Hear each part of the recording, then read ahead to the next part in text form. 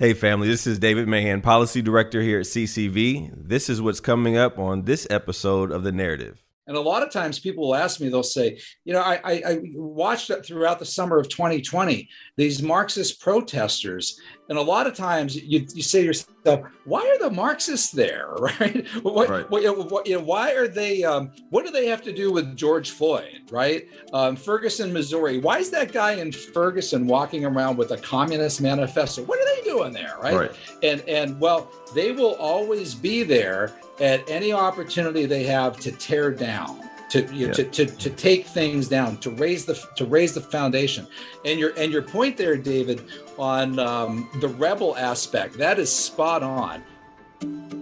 Always honest, often blunt, and never afraid. This is The Narrative. I'm Center for Christian Virtue President Aaron Baer, here with my co-host and our policy director at CCV, David Mahan. Got a great episode for you today as we're continue to dive into Marxism. And one of the things that I really wanted to do is get more into who this man is, Karl Marx, and how his ideas really penetrated into culture and into the church.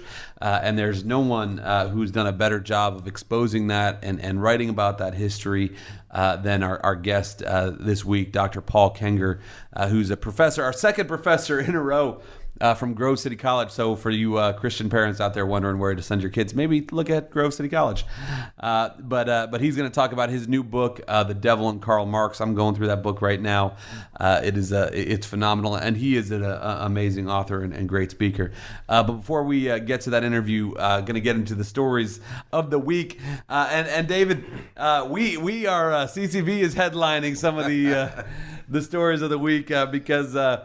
The good California Attorney General issued a ban this week on all state-funded travel from California to Ohio because of a bill that something we got into the state budget, something CCV got into the state budget, that what we call the MED Act, the Medical Rights of Conscience Act, that said that no doctor or medical professional can be forced to perform a procedure that violates their conscience or religious beliefs, and they're saying this is going to deny LGBT people care. And again, we've said a million times, this does not allow any doctor or medical professional to deny any service or medication or anything based on a characteristic of the person or behavior of the person. It only says that none of us have the right to force somebody to do something that violates their beliefs.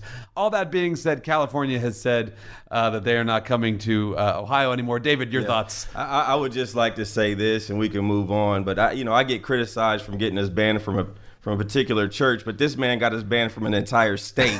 That's ridiculous. I couldn't believe it when I saw it. It's one of these things.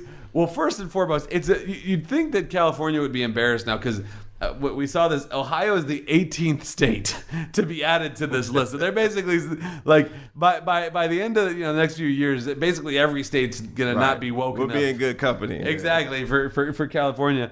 But the thing for me about this. When we saw it, is because they're doing this to try to shame the state and embarrass the state. And I'll be real transparent about this. When I saw this, one, I couldn't stop laughing. But two, we immediately went and wrote a fundraising email and sent it out. And we did something that we don't normally do, is we included the media on it. And so now a handful, the Cincinnati Enquirer, NPR, they've picked up this story. And like the NPR story said that, Aaron Baer said in a press release that, that's great. Like, the less California values coming to Ohio, the better. And I wanted to write that back. Like, no. This wasn't a press release. This was a fundraiser. Like, we're raising money on how funny it is that California's Attorney General says they're not coming here. Like, we're happy about this. Thank you for doing this. Like, it's so ridiculous. Again, there's good people in California. If California bureaucrats don't want to come to Ohio, I think we'll survive. I don't know, David, if you have any other thoughts on that, but that was the one that made my week. Well, if that's the case, there's a lot of other things that they may not want us to want to come to Ohio for. But on another topic though, the U.S. House abortion bill allowing abortion up until birth, that is something that really struck me this week that I wanted to jump into as well. Yeah, no, for sure. The Congress passed, the House of Representatives passed what they called the Women's Health Protection Act, which there's so many things that are ironic about that title. One, women, they have women in the title. They can't even define what a woman is. Two, health. There is nothing that is healthcare about abortion. And three, protection. Nothing about this bill protects anybody because it allows abortion up to the point of birth. And I just just before this this podcast, I did an interview with some local media on some pro-life legislation we have here, and again went back to every time there is an abortion, a life is ended. So what is being protected here? Really, the only thing is that's accurate about this title is the word act. It is technically an act, so they got 1 out of 4 right. That's good for them. Yeah. But David, when you saw this bill, what jumped out to you? What was the thing that really spoke to you about? Yeah, I don't mind debating issues. What really beats me up is when folks really just don't understand what is it that we're talking about. I was talking to a group of pastors a couple of months ago, and I'm like, what is the choice? What is the choice that we're making? Is the choice to abort what? And, as much as this makes me sick to my stomach that we have so many, I think 218 individuals voted for this thing. It'll get squashed in the Senate, but to me that doesn't, it's besides the point. 218 individuals voted that it was okay to kill a child all the way up until birth. This is something that I think when you really look at it, only 7 countries in the entire world, 7 countries on the planet, China including one of them, have an abortion law this extreme, and the media will not cover it. So this exposes 2 things. Number one, it exposes what we're really talking about. A woman's right to choose what. 2, it really exposes how extreme the media and jaded that the media is on covering up some of these issues. This is huge. Yeah. This is huge on a planetary scale, global scale, and they refuse to cover it. Yeah, no, and I think there's a few things about this, which is it makes voting much more clear and simple now. Whereas we've talked about this for years along the lines of is it okay to be a single issue voter? Well, it depends on what the issue is, right? Yeah. If the issue is do we have a 25 mile an hour speed limit or a 35 mile an hour speed limit, I'd say that seems pretty trivial. Even if the issue is do we have a marginal tax rate of something, okay, we'll talk through those things. But if the issue is, are we murdering unborn children, right? Are we supporting an industry that is systematically targeting the black community? Again, we've used these stats here multiple times, but in Ohio, about 12 to 13% of the population is African American. At least 40% of the children that are aborted are African American. Right. So that seems like a pretty important issue to be a single issue voter on. And with a vote like this, it just brings into stark contrast when we think about a nation that does justice, a nation that values life. You cannot be a good nation, a just nation, a righteous nation, and you think it's okay to kill a child up to the point. How do you get a pass? How do you get a pass when you name in New York, you name your facility the Sanger Center, Margaret Sanger Center, and then I think in 2015 they aborted more black children that were born in that. How do you get a pass if in this day and age of talking that everybody's racist and everybody's prejudiced? That may be the case. We can argue that back and forth, but just why are we giving some people a pass on this thing in the black community? And when we say that it's a single issue, Is it really? Because I think this hits some of those other issues. And to your point, it hits the racism issue. That's right. Years ago, decades ago, other people, even in the the comedians and the arts and entertainment sectors, they would admit that, man, this abortion thing is not cool because all the clinics are in our neighborhoods. What's going on with that? Yeah. No, again, I mean, you talk about how do we want to empower the Black community, make sure the Black community's voice is heard. We ran the numbers a few years ago. Over a 10-year span in Ohio, over 100,000 Black children were aborted. Man, that you talk about broadening a voter base, broadening a voice. Man, don't stifle, don't cut off 100,000 voices. That's right. And not to say that any cop that is killing an unarmed Black person is justified. They put that joker under the jail. All I'm saying is, if we're going to talk about 18 unarmed Black individuals that were gunned down by a law enforcement officer, why can't we talk about 100,000 Black babies being killed? Yeah, no, absolutely. And this really this ties into why did they pass this bill through the House? Well, it was because the Texas abortion law, which we've talked about here, but also the upcoming Dobbs abortion case going before the Supreme Court. We got a date on that, which is December 1st. So again, saints, this is the time to be praying, to be really hitting our knees. That is the most important thing you can be doing right now. I will say, there's been nearly 150 what's called amicus briefs that have been filed to the Supreme Court in this case. Lots of voices coming in. A number of them, like Professor Lee Strang from University of Toledo, who wrote a brief saying, look, there actually is a constitutional right to life from an originalist perspective. Folks like Professor Robbie George has written on these things as well, that are really pushing the ball forward because we see Dobbs as the opportunity to overturn Roe.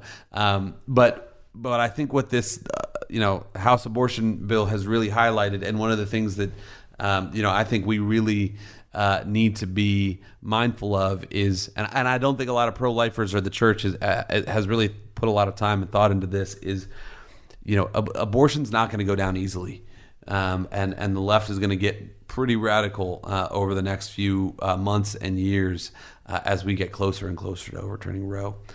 Last but not least, and again, this ties into Roe directly, and really a culture that does not value life, that is poisonous, is a story that I still cannot believe this is not national news. I saw it in the Canton Repository, a local newspaper here in Ohio, about a Stark County doctor who just got sentenced to 4 years in prison, which is not nearly enough, because he tried to kill his unborn son 6 years ago by smashing up abortion pills, mifepristone, and putting them in his pregnant wife's food to try to induce an abortion without her knowing. His name is Dr. Youssef Al-Halak. He's 42 years old, an internal medicine specialist, and really how this all came to light was, they ended up the abortion. His attempt to abort the child was unsuccessful. The child was born, but with severe disabilities. But then about 6 years later, after he did this, he said to his wife, let's have more children.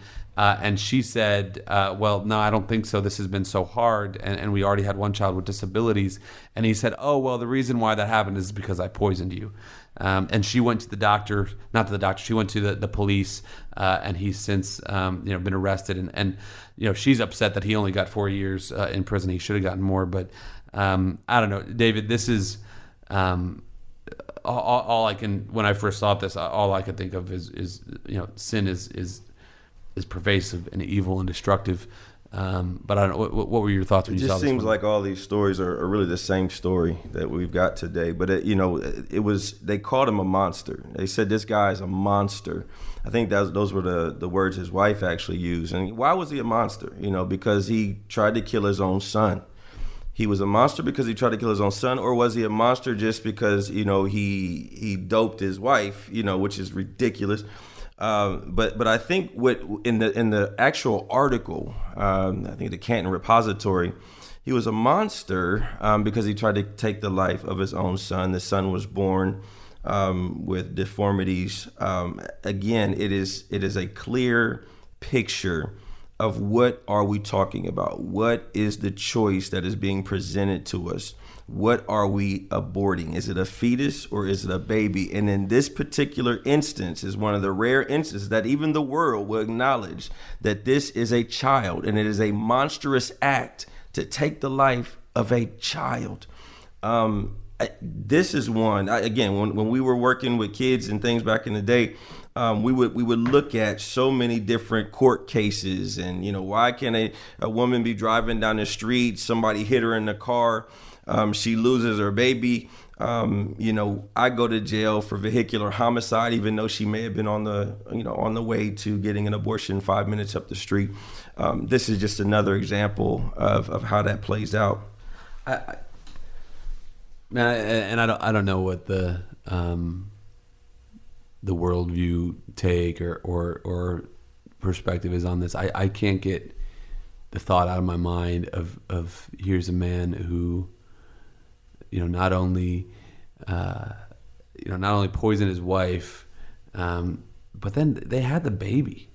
He held this baby for I got two little ones right now. I mean, last night what my wife and I do every night we finally make the bedtime, get the girls down, and we're like, oh, we're so exhausted. We finally got the girls down, and then the first thing we do is we get out our phones and start looking at pictures of them from the day, and then inevitably, like last night, we go and our 2-year-old is still small enough to go pick up and bring into the bed with us and snuggle for a little bit before getting her back to bed. But the idea that this man held this baby that he poisoned and he mutilated and slept next to his wife, like the seared consciousness of that, and I there's so many things going on with this, but Lord Jesus, come! Like I just cannot wrap my mind around this kind of evil. I hate that these stories occur, but I do think that this next generation has to see this kind of thing. I've heard statistics that this may be one of the most godless generations ever, but they are one of the most pro-life because of the technology of seeing fetal development type imagery, 4D images of babies and gender reveal type stuff. They see all of what it really is, what this issue is really about, what these babies look like inside the womb. And as much as I hate this story, I do think it serves a purpose in revealing the demonic nature of this practice in America. Amen. Well, that'll cover us there. We want to get over to our conversation with Dr. Paul Kengor. Don't go anywhere. We'll be right back here on The Narrative. Center for Christian Virtue seeks the good of our neighbors by advocating for public policy that reflects the truth of the gospel. We empower people like you to have a voice in the culture on the most important political and cultural issues of the day. Through our public policy advocacy, grassroots activism, Church Ambassador Network, Ohio Christian Education Network, and Christian Business Partnership, there are countless ways for you to get involved. Join the movement today by visiting ccv.org or by clicking the link in the show notes. That's ccv.org and click Join the Network. Stories are a way we relate to one another. It's hard to underestimate their importance. Wessler Media is here to help you preserve those stories that you hold dear. We'll produce a personal podcast, an audio scrapbook that will preserve those memories for generations to come. Get in touch today. Call toll-free or text 1-833-38-STORY, 1-833-38-STORY, or visit WesslerMedia.com. That's WESSLER Media.com. Well, Dr. Paul Kengor is professor of political science at Grove City College in Grove City, Pennsylvania, and senior director and chief academic fellow for the Institute for Faith and Freedom. Dr. Kengor is a New York Times best-selling author of nearly 20 books, including his most recent one, The Devil and Karl Marx, and another book, A Pope and a President, John Paul II, Ronald Reagan, and the Extraordinary Untold Story of the 20th Century. He's also written The Politically Incorrect Guide to Communism and Dupes, and How America's Adversaries Have Manipulated Progressives for a Century.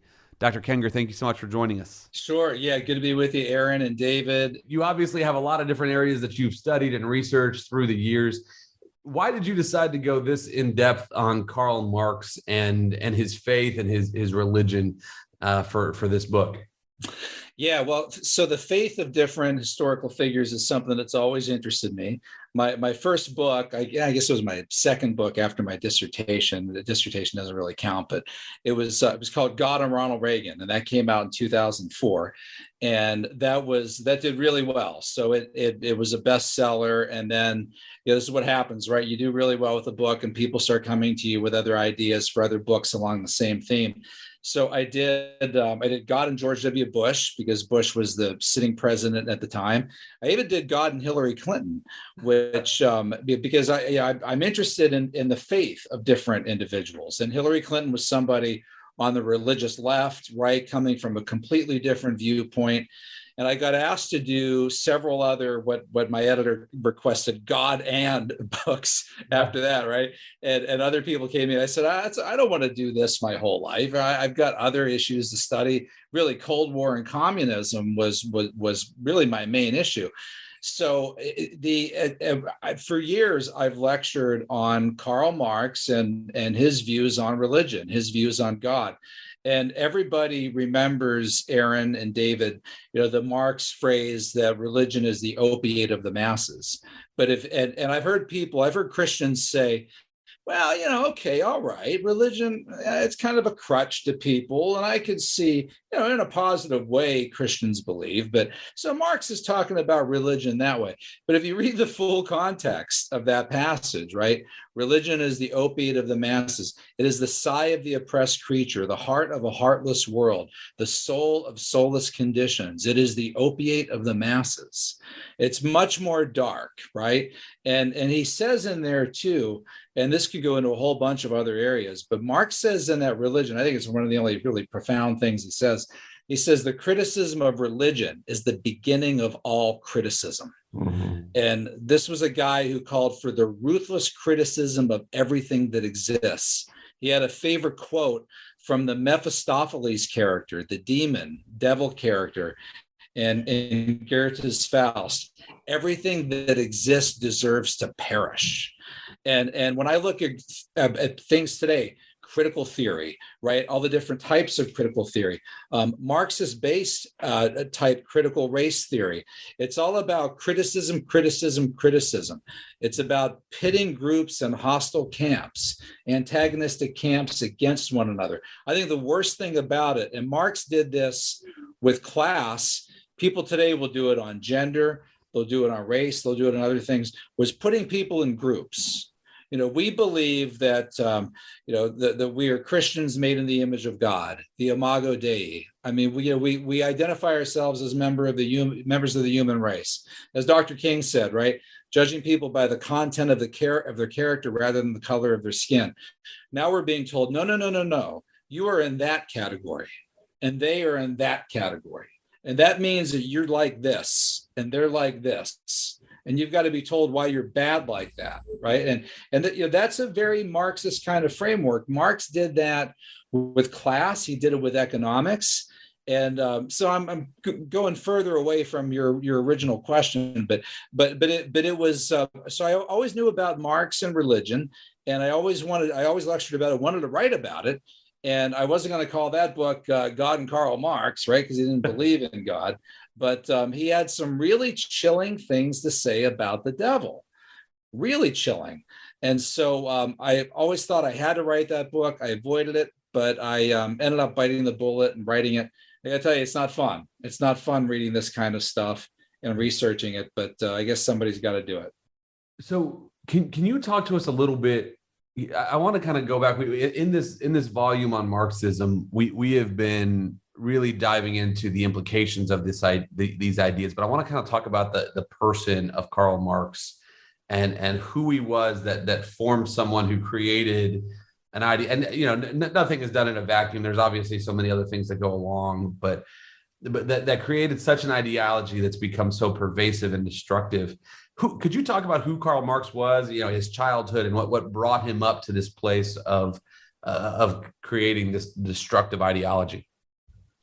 Yeah, so he was born May 5th, 1818 in Trier, Germany, which is one of the most religious cities in all of Germany, ironically. In fact, he grows up in the shadow of this great cathedral in Trier. And that cathedral, how great, how grand, how old, it goes back to the 4th century. It was built by Saint Helena, mother of Augustine, no, not of Augustine, but mother of Constantine, of all things, mother of Constantine, right? The Roman emperor, Constantine's arch, the one who protected Christians, and she was the one who went to the Holy Land. 4th century, came back with what she believed were the holy robe that Jesus wore, the crown of thorns, which the crown of thorns to this day sits in the cathedral in Notre Dame, and the holy robe of Jesus, which is actually in that cathedral in Trier. Marx actually has one of his Satan characters in one of his plays don the holy robe of Jesus as he's like sawing on his violin in this like mad demonic frenzy. But so Marx was baptized around the age of 5, came from a Jewish family. Father had converted to Christianity, became Lutheran in a city that was overwhelmingly Roman Catholic. And the father remained a believer till the end of his life, but Marx left the faith in college. It was kind of a common thing, right? Right. Yeah. I left the faith in college, right? I mean, so many modern people did that. Then he connected with this really anti-Semitic theology professor who was also an atheist. They get nothing has changed, right? Theology professors, teaching at colleges who are atheists. As the guy's name was Bruno Bauer. Yeah. And he was very anti-Semitic, which is odd because Marx was Jewish. Marx became nonetheless very anti-Semitic, and Marx left the faith by 1841. At that point, he's 23 years old only, and he and his professor Bauer are founding this Archives of Atheism, of all things. They're mocking Christianity. They're making fun of Christianity. So it took this kind of dark turn against not just the Christian faith, but Judaism and religion generally. And from there, never turned back. So how did he then, you take this guy who went through, even by today's standards, a very common path of going into university and losing faith or kind of going left, if you will. But then what gave him the platform for these ideas? What was it about him in particular that really set him up in a place where his ideas and his writings really took off? Well, I think a lot of it was his personality. I mean, you look at Marx, and this is why I teach this in my courses at Grove City College. When you talk about the ideas of Marx, you have to talk about the person of Marx. I mean, this man is his ideas are very much an extension of his personality. And he was angry. He was vitriolic. Marx wanted to tear down the foundation.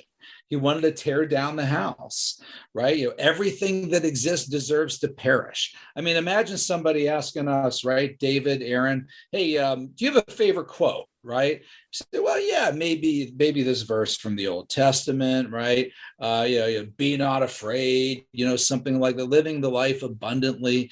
Yeah, and Marx said, yes, my favorite quote is from Goethe's Faust. Everything that exists deserves to perish.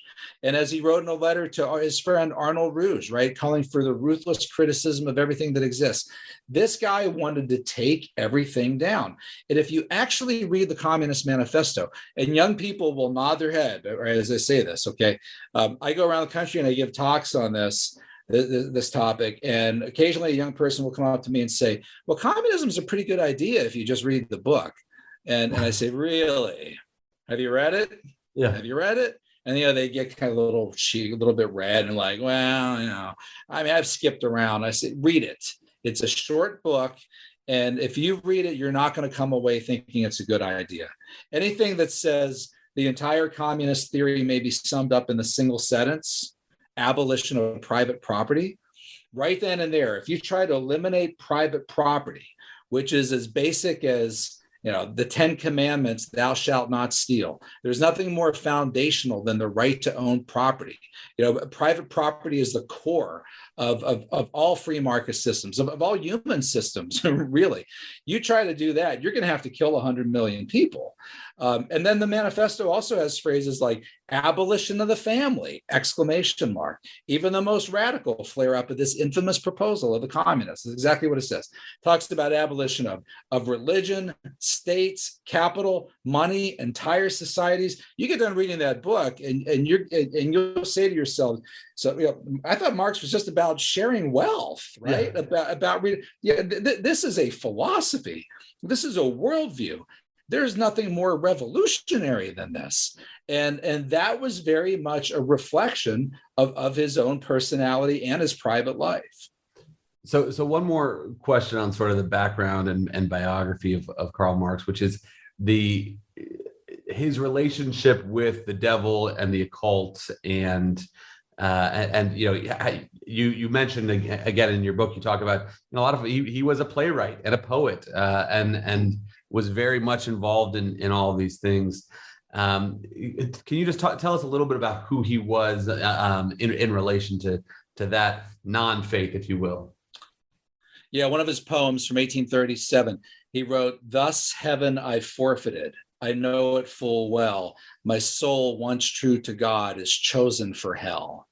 And I think that that's partly autobiographical.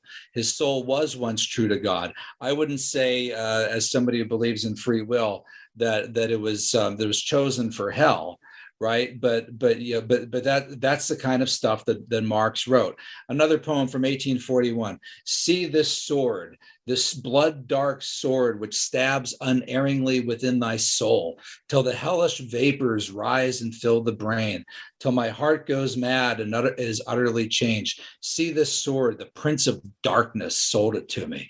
It's just chilling stuff. And in his case, this isn't like Edgar Allan Poe, writing fictional stories to titillate people, whereas in his private life, that's not what he really believes. In Marx's case, a lot of this seems to be an extension of what he actually believed. And I say in the book, I can't say that he was a Satanist. I can't say that he worshiped the devil. I can't say that he was demonically possessed, although others have said that, right? But I'm much more careful as a scholar, as a historian, and I can say, and anybody will say, including people on the secular left, and I hazard to say even aficionados of Marx, when you actually read what he wrote and the poems that he wrote and the things that he believed, you got to walk away from that thinking, man, this dude was kind of messed up, right? Yeah, and so much so that he had two daughters who committed suicide in suicide pacts with their husbands. All right. And by ingesting poison, which Marx wrote about in one of his ugly plays, Pale Maiden, right? This pale, like a late night B movie horror flick. She's walking around pale face, committing suicide. This guy lived in a really dark world, and his family became a very dark world. Yeah, I love what you said about how, people kind of perceive his work, kind of perceive him as a Satanist. But you can't really say he was a Satanist per se. There was something he connected with Satan on. I used to work, with youth all the time. I still do. And we would analyze different media. We'd analyze different songs. There was one of Marx's piece that was The Human Pride. He says, "Words I teach all mixed up into a devilish muddle. Thus anyone may think just what he chooses to think. With disdain, I will throw my gauntlet full in the face of the world and see the collapse of this pygmy giant whose fall will not stifle my ardor.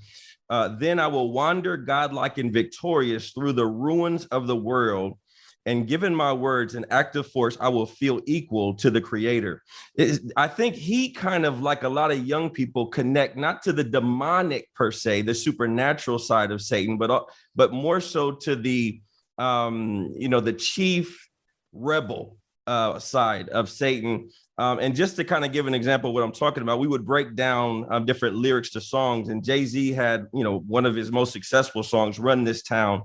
Won 2 Grammy Awards, was top of the charts all over the world. Jay-Z said, we are talking about who's going to run this town, who's going to lead. We are. Yeah, I said it. We are. You can call me Caesar in this dark Caesar. Please follow the leader. So Eric B., we are. Microphone fiend. It's the return of the God, peace God. And whenever I would play that song, folks would be like, man, he's a Satanist. I'm like, I don't know if that's what he's tapping into. The indoctrination that's taking place is to cause folks to rebel, not only against society, but against God himself. And that's what we see in Marx. Yeah, no, well said. And really, I mean, one of his biographers, Marx's biographers, Robert Payne, said the Communist Manifesto was the gauntlet, right, that Marx threw down at the world. And Marx, you can envision Marx like standing in the embers, right, of like the torn down house, right, and everything's aflame. And there he is, and he's like, yes, now we can begin again. And a lot of times people will ask me, they'll say, I watched it throughout the summer of 2020, these Marxist protesters. And a lot of times you say to yourself, why are the Marxists there, right? Why are they, what do they have to do with George Floyd, right? Ferguson, Missouri. Why is that guy in Ferguson walking around with a Communist Manifesto? What are they doing there, right? And well, they will always be there at any opportunity they have to tear down, to take things down, to raise the foundation. And your point there, David, on the rebel aspect, that is spot on. This just sort of leads really naturally into then how, Dr. Kengor, how did this ideology become so pervasive and prevalent in so many churches today? It's one thing to see it appeal to the broader mainstream culture. Again, the ideas of the rebel, of the one that's, I'm the one in charge. I'm the godlike figure here. That's one thing for a non-believing or sort of on the periphery believing culture to get wrapped into. It's another thing for denominations and churches and sects of the Christian faith to really succumb to. How did the ideology of Marx really get into, whether it was the Catholic Church or the Episcopalians or the Presbyterians? How did that happen? Yeah, well, I think the longest section in the book, Aaron, is not even the section on Marx, because this book really should be called probably The Devil and Communism, right? Or The Devil and Marxism. So I spent a lot of time, not just on the figure of Marx, but on all the other Marxists that are out there. And I think the longest part in the book, maybe part 3 or part 4, is on communist infiltration of the churches. And that's really shocking. I've had people say, the Marx stuff was chilling enough, or I read about the Pitești prison in Romania, where they were crucifying Christians, forcing priests to take human excrement and consecrate it and shove it in people's mouths, forcing people to drink urine, tying Christians to crosses, having people come up and urinate on them, referring to Christ as the great idiot crucified, as his mother as the great whore. I mean, stuff that went on in the Pitești prison in Romania. I don't care who you are. You read that and you'll say, okay, this is evil. This is truly diabolical, right? But moving on from there into what happened in America, there was a mass push by Communist Party USA and American Communists to penetrate the different denominations. And they had in particular great success with the mainline denominations, the United Methodist Church, the Episcopal Church, what became Presbyterian Church USA. Those were probably the big three.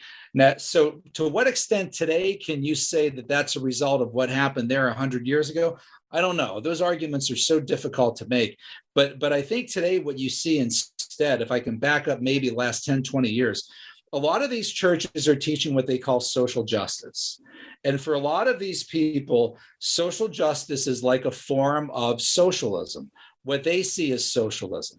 And to Marx and Lenin said, what is socialism? Socialism is the final transitionary step to communism. So all of society, all of the world would go through these different stages, from feudalism to slavery to capitalism, to socialism, to communism. So socialism would be the final transitionary step to communism. And a lot of the people in our modern churches, this type of social justice that they're doing, they see it as this like softer form of kind of quasi-socialism, democratic socialism, even, which they separate from Marxism. But I think it ends up making them sympathetic to much of the whole wider Marxist paradigm, right? And makes it susceptible to that. And if they only realize that this is, fruit from a poison tree, you don't even go there. I quote in the book one of the encyclicals by Pope Pius XI, Quadragesimo Anno, where I think it is. No, but anyway, he says, look, Christians, if you want to help the poor, just do the gospel. Yeah. You don't have to be a socialist. You have to pick an atheistic creed. Just do what Jesus would do. Just read the New Testament. Why are you latching on to an atheistic philosophy? And a lot of people don't get this. They're like, oh, well, gee, Marx talked about sharing, and so did Jesus. Maybe I'm a Marxist. No. I mean, Marx would take a verse like and twist it. Okay, I got it. From each according to his abilities to each according to his needs. Christians say, oh, I think that's in the New Testament, isn't it? No, not quite, right? It's not the same thing. Don't be hoodwinked. Don't be duped by that. But a lot of people haven't been educated in it, and they don't know it well enough, and they get easily misled. Yeah, I had an opportunity. One of my bucket list items was to go to Mars Hill, and I got to go with my family. Great place. Yeah, in 2019, and where Paul stood there and he said, "What you worship in ignorance, I revealed to you." And he said he walked through Athens and he saw the items and the objects of their worship. And so many times, I think when we want to worship people like Marx and Marxist ways, you mentioned the Democrat socialists. So many times, they'll talk about critical theory. He was not just about being critical. He was about the abolition of all things. And I think it's the church is hearing the marketing, but they're not understanding the motive behind the marketing. And I think what you're doing, and folks like you, other guests we've had, is really trying to, like Paul, say, here's what you worship in ignorance. Let me reveal to you the demonic, the humanistic side of what you think is so amazing in a lot of these ideologies. And it was even, I was looking at the Democrat Socialists of America Facebook page, and they actually have a picture of Marx where they were kind of celebrating his birthday. And at the same time, so many of them will say, this isn't about Marx. This is a new kind of democratic socialism. And I don't know what the solution to that is. I mean, we can philosophize, and we can do all of these scholarly pieces about it. But again, I go back to Jay-Z. I go back to a lot of the artists and entertainers, and even the poetry work of Marx. Where he really laid out his worldview and his ideologies. I just feel like we need more young people taking up the baton and synthesizing so much of your work and others into something that is more palatable to young people who are being duped. Yeah. And Marx, the end of the Communist Manifesto, he calls for the, quote, forcible overthrow of all existing social conditions. Right. I mean, think about that, right? Forcible overthrow of all existing social conditions, everything, right? I mean, not just the stuff where injustice is or that's, but I mean, everything. I mean, this guy wanted to burn down the house. But David, you mentioned the Democratic Socialists of America. Yeah, you go to their website and it says, quote, we are the largest socialist organization in the United States. It says that. They call for common ownership of the means of production. I follow them very closely. I have for years. They are now up to almost 100,000 members. Communist Party USA has only about 5,000 members. So it's the DSA where all the action is. How much so? AOC, who's like the poster girl for democratic socialism, Alexandria Ocasio-Cortez. She was a member of the DSA, still is. Ilhan Omar is. Cori Bush. Who's the other one? The other member of the squad, Rashida Tlaib. They are Democratic Socialists of America. And if you follow them online and you go to their stuff and watch some of their reading groups, they have Leninist reading groups where they're reading Lenin. And anybody watching right now at the end of the show, all right, just Google YouTube Democratic Socialists of America annual convention, and you can watch them opening up their convention, not with a prayer, not with a Pledge of Allegiance, but by singing the old Communist Internationale, right? And you watch this and you think to yourself, no, wait a second. These are the people, right, that if you call them Marxists, they get really angry at you. We're not Marxists, right? We're democratic socialists. But if you watch them and you read them and you see what they say, is like, no, you guys, you're talking about Marx, right? What's the big difference here? So how did we, as we wind down here, Dr. Kengor, how did we get to a place, and especially with your study of the Cold War, and to especially where we are in modern times, how did we get to a place? I feel like, and this was one of the reasons we decided to do this volume on Marxism and communism, is that it feels like people just don't take this seriously anymore. I feel like as soon as somebody brings up Marxism or communism, folks kind of roll their eyes and say, that's not really that's not so much a thing anymore. But critical race theory is the thing everyone's talking about.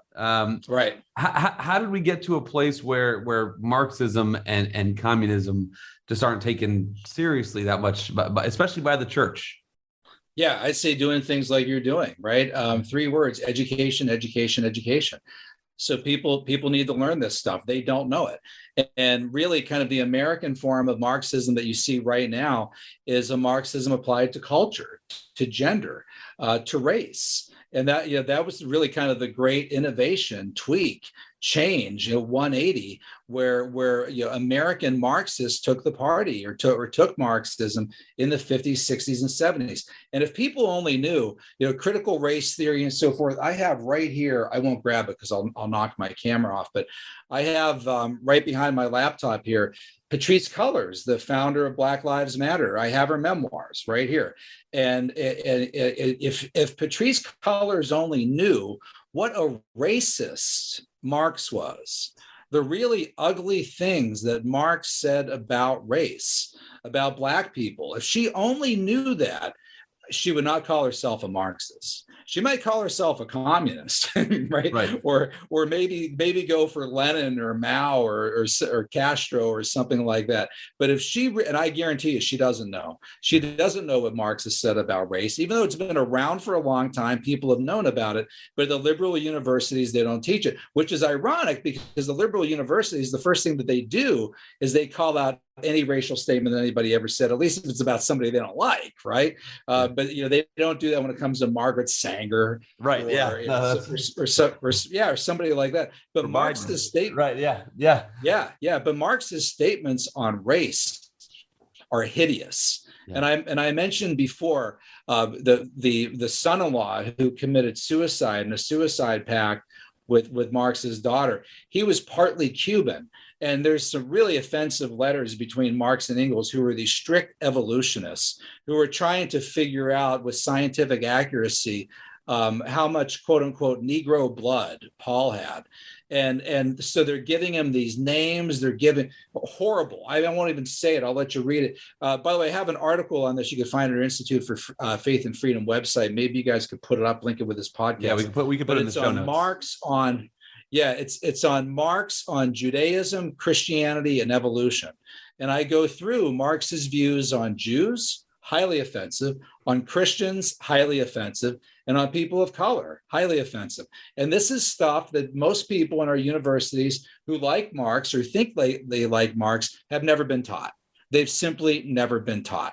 They don't know any better. So long answer to your question, education, education, education. We need to start educating people through podcasts and things like this to make up for what they never learned in school.